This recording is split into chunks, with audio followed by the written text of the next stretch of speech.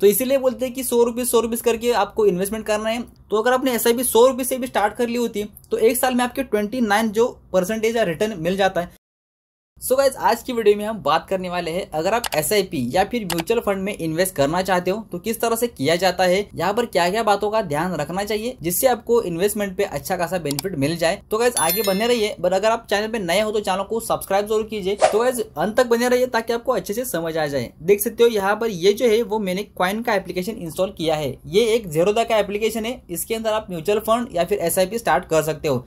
अब सारे एप्लीकेशन में यह एप्लीकेशन नहीं मिलेगा, आपको कोई और एप्लीकेशन होगा जैसे कि ग्रो होगा या फिर एंजल वन होगा या फिर 5 पैसा होगा, ऐसे बहुत सारे एप्लीकेशन है। उसके अंदर आपको अलग अलग तरीके से SIP करने का ऑप्शन होता है। बट यहाँ पर अगर आप सिर्फ देखते हो कि किस तरह से SIP करनी होती है तो मैं आपको डेमो के लिए दिखा रहा हूँ। ठीक है, यहाँ पर एक कॉइन है, ये ज़ेरोधा का एप्लीकेशन है, इसको मैं लॉगिन कर लेता हूँ। ठीक है, लॉगिन कर लिया है। अब यहाँ पर देख सकते हो ये है योर इन्वेस्टमेंट। अब यहाँ पे मेरी जो इन्वेस्टमेंट है वो 25,000 की है और करंट वैल्यू देख सकते हो 33 या फिर 34,000 के आसपास है, जो कि 35% का मेरे को रिटर्न मिल चुका है। अब ये मेरी 2 साल की इन्वेस्टमेंट है। 2 साल पहले मैंने इसके अंदर जो है वो इन्वेस्ट किया था, सिर्फ म्यूचुअल फंड बोल सकते हो आप। इसके अंदर मैंने एक ही बार इन्वेस्ट किया था, तो ये आजकल यहाँ पर इतना चल रहा है। ऐसा नहीं कि आपका भी इतना चल सकता है, आपको उसी म्यूचुअल फंड में इन्वेस्ट करना है जिसका रिटर्न अच्छा होगा, जिसका पोर्टफोलियो अच्छा होगा, जिसके अंदर शेयर्स भी अच्छे खासे होंगे। अब ये आपको चूज कैसे करना है। ठीक है, तो यहाँ पर देख सकते हो, यहाँ पर है सर्च का डिस्कवर ऑप्शन।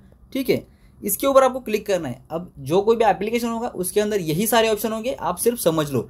ठीक है, अब देख सकते हो यहाँ पर है इक्विटी, डेब्ट, हाइब्रिड, सॉल्यूशन ओरिएंटेड और अदर। अब ये ऑप्शन देख के आपको घबराने की बात नहीं है, क्योंकि इसके अंदर अगर आप क्लिक करते हो तो ये जो ऑप्शन है देख सकते हो यहाँ पर एनी है, multi cap, ELSS, small cap, large cap, mid cap, value. इस तरह से यहाँ पर ये जो शेयर्स होते हैं, आपको शेयर मार्केट तो पता होगा, उसके अंदर जो शेयर्स होते हैं उनका जो ग्रुप होता है, समझो यहाँ पर है स्मॉल कैप। ठीक है, यहाँ पर है स्मॉल कैप, तो ये स्मॉल कैप का ग्रुप होता है, उसके अंदर आपकी इन्वेस्टमेंट होगी।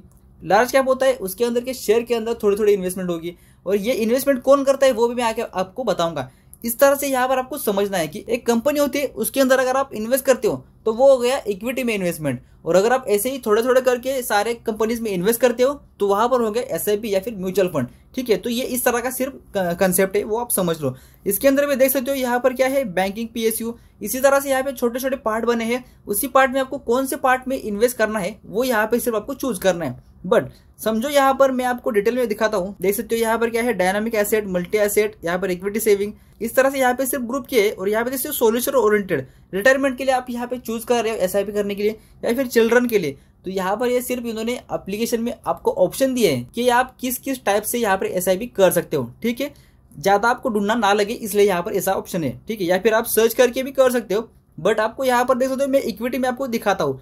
समझो यहाँ पर ये है स्मॉल कैप और ये है लार्ज कैप। स्मॉल कैप में क्या होता है, जिन कंपनीज की वैल्यूएशन कम होती है वो यहाँ पर आपको निफ्टी 50 में आपने देखा होगा, वहां पर वो शेयर्स होते हैं, वो लार्ज कैप में होते हैं। और उसके बाद जो थोड़े कम वैल्यू के होते हैं, मतलब जिन कंपनीज का वैल्यूएशन कम होता है, वो होते हैं स्मॉल कैप में। स्मॉल कैप में आपके पैसे ज्यादा स्पीड से बढ़ते हैं, ज्यादा स्पीड से बनते हैं, बट जाते भी उतनी स्पीड से। मतलब अगर मार्केट गिर जाता है तो यही शेयर सबसे ज्यादा स्पीड से गिरते हैं। और लार्ज कैप होते हैं वो लॉन्ग टर्म के लिए काफी अच्छे होते हैं।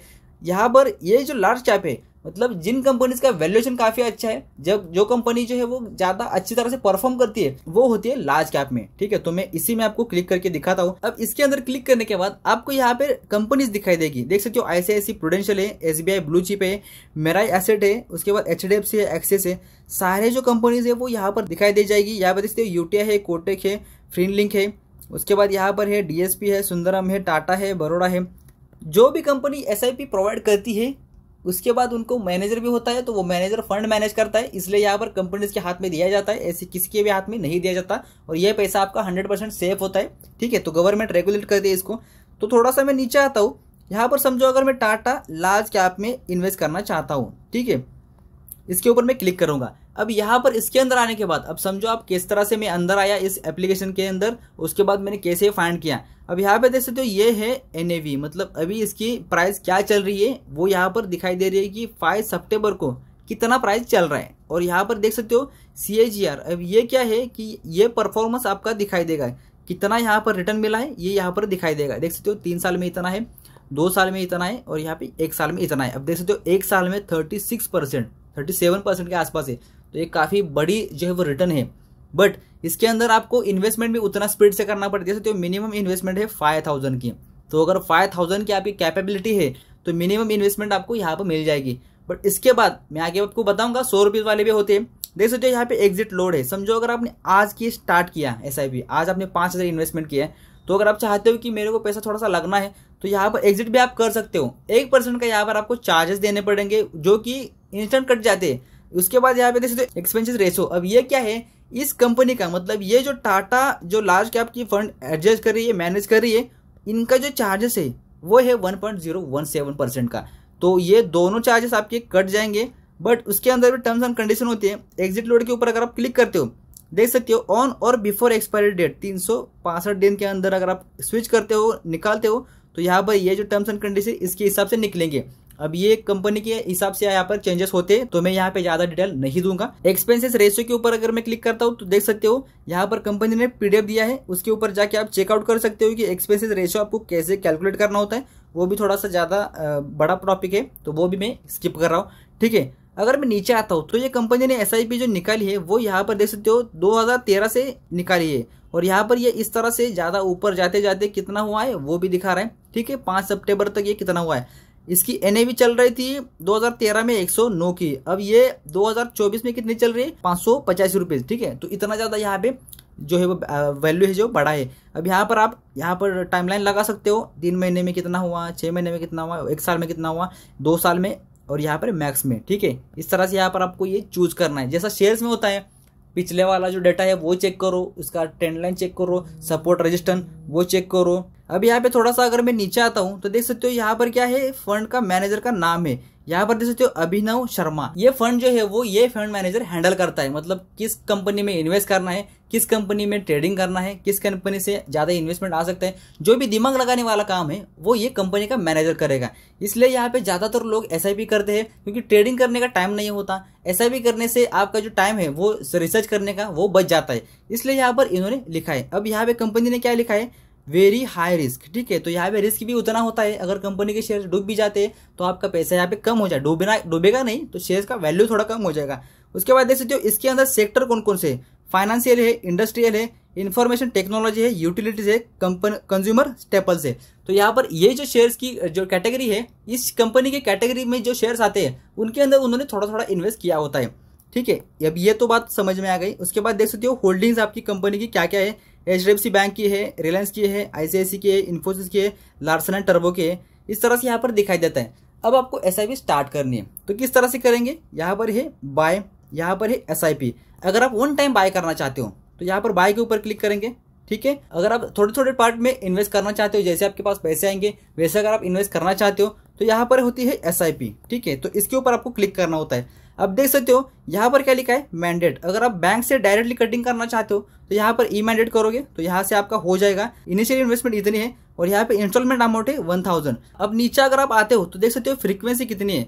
अब ये जो 1000 इन्वेस्टमेंट वाली आपको SIP अगर आप लगाना चाहते हो तो 1 वीक में लगानी है या फिर मंथली लगानी है, तो यहाँ पर आपको चूज करना है। देख सकते हो वीकली है, मंथली है, 50 डेज की है, क्वार्टरली है।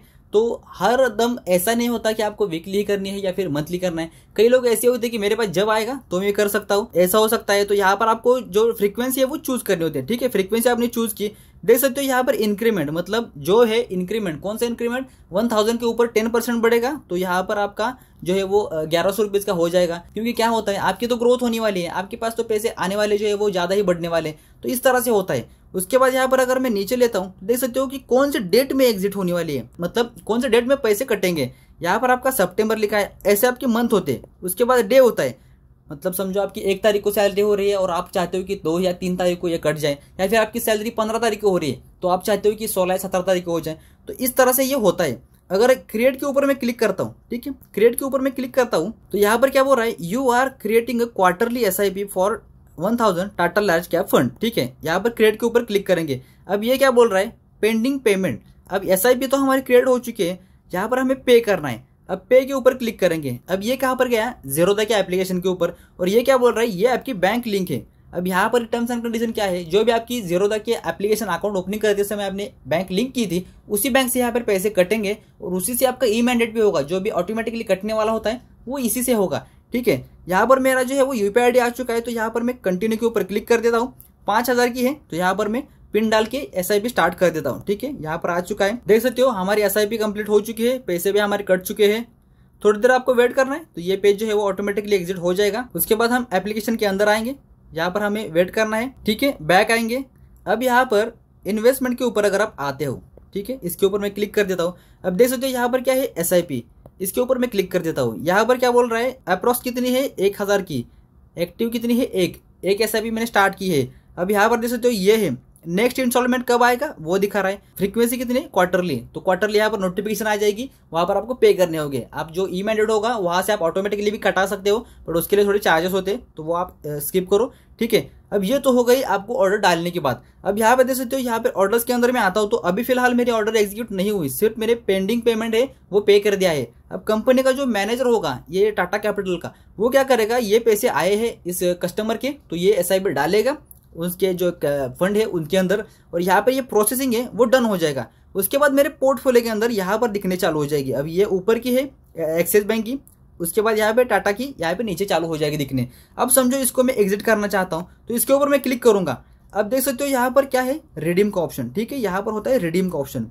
इस रिडीम के ऊपर क्लिक करके आपको यहाँ पर क्या करना होता है, कितने यूनिट, ठीक है, यहाँ पर होते हैं यूनिट। अब ये 0 क्यों दिखा रहा है, क्योंकि यहाँ पर ये जो है वो मेरा लॉकिंग पीरियड है। अब लॉकिंग पीरियड वाले भी होते हैं, वो भी आपको अलग वीडियो में आपको बता दूंगा, बट ये लॉकिंग पीरियड वाली है इसलिए यहाँ पर दिखा रहा है। आपको क्या करना है, रिडीम ऑल यूनिट के ऊपर क्लिक करके देख सकते हो यहाँ पर ये इस तरह से आपको मिल जाएंगे, और यहाँ पर अप्रोक्सीमेटली आपकी अमाउंट कितनी हो जाएगी वो दिखा रहा है। अब यहाँ पर क्या करना है, रिडीम के ऊपर क्लिक करना है। अब रिडीम करने के बाद देख सकते हो यूर रिडीम्शन रिक्वेस्ट प्लेस्ड। अब ये रिक्वेस्ट क्या है, आपको यहाँ पे ऑर्डर्स के अंदर दिखने लग जाएगी।